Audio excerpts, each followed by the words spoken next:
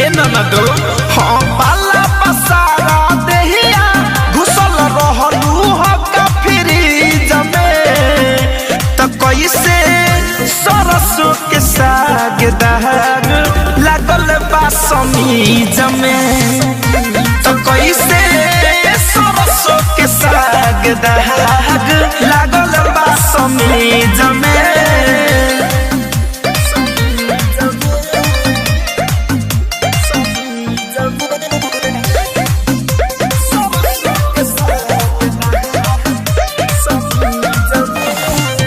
भोरे भोर शीतलहरी में गईलू साल ओढ़ के खाली हाथे अइलू लंगरत बोला न कहवा छोड़ के अरे बोला ना ए भोरे भोर शीतलहरी में गईलू साल ओढ़ के खाली हाथे अइलू लंगरत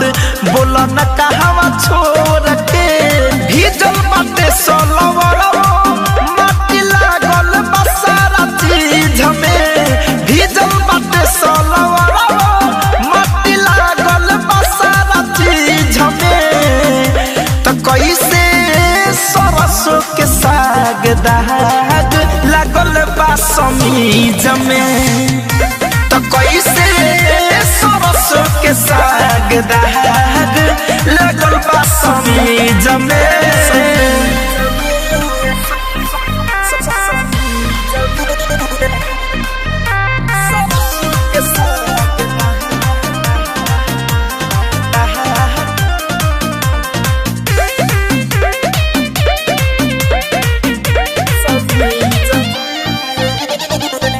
महकता देह तोहर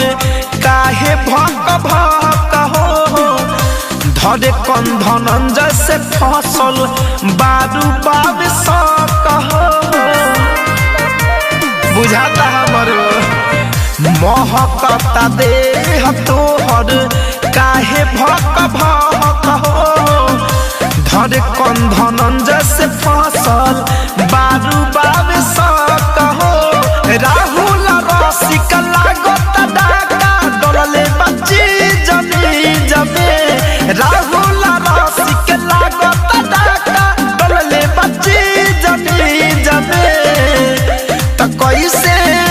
सरसों के साग दाग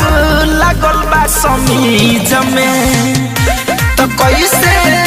सरसों के साग दाग लागल बा समीज में। अरे बतावा हो।